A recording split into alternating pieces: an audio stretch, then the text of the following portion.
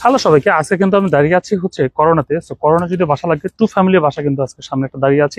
এখানে দেখেন দুটো 1 2 3 দুটো ইলেকট্রিক মিটার আছে। সো এই বাসা নিয়ে যদি কোনো প্রশ্ন থাকে, you can ask me, and this is really really good opportunity. করোনার মধ্যে বাসা পাওয়া খুবই টাফ, অ্যান্ড এই বাসাটা আছে, আপনি কিন্তু আপনার মতো করে সুন্দর করে রেনোভেট করে নিতে পারবেন। ভাইয়া, আপনি যে প্রশ্ন থেকে বলেন প্রাইস সম্পর্কে। আমার একটা কোশ্চেন ছিল অ্যাবাউট প্রাইস। আমি যদি ক্যাশ টাকা দিয়ে কিনি তাহলে কত, আর আমি যদি ব্যাংকের মাধ্যমে ফাইন্যান্স করি তাহলে কত হতে পারে? সো আমরা যদি ক্যাশ কিনেন তাহলে হচ্ছে 795, আর যদি ব্যাংকের থ্রুতে যান তাহলে হচ্ছে 850, because this house come from the auction. So auction থেকে আমরা নিয়েছি, এই বাসাটা আছে। যদি কারোর দেখতে চান আপনারা, কালকে 3টা থেকে 4টার মধ্যে আমরা এটাতে দেখাবো এই বাসাটা। তো যারা যারা লোকেশন চাচ্ছেন, অ্যাড্রেস চাচ্ছেন, কল মি, অ্যান্ড আমার সাথে অ্যাপয়েন্টমেন্ট করে কালকে আমি এই বাসাটা আপনাদেরকে দেখাবো। রাইট? Any question? কয় ফ্যামিলি?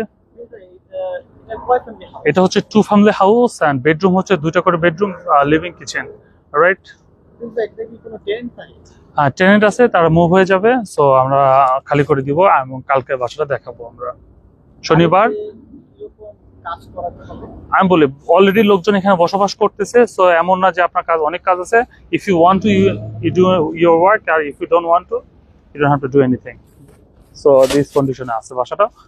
আমি মনে করি location wise the price is really good, because এই বাসাটার প্রাইস বর্তমান রেট হচ্ছে 1.2।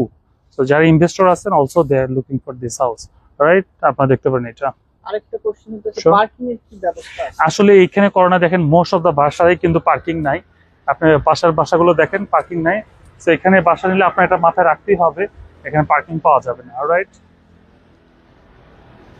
সো আপনি আপনার বাসার সামনে পার্ক করতে পারবেন, এটি সবচেয়ে বড় কথা। অলরাইট, থ্যাংক ইউ সবাইকে।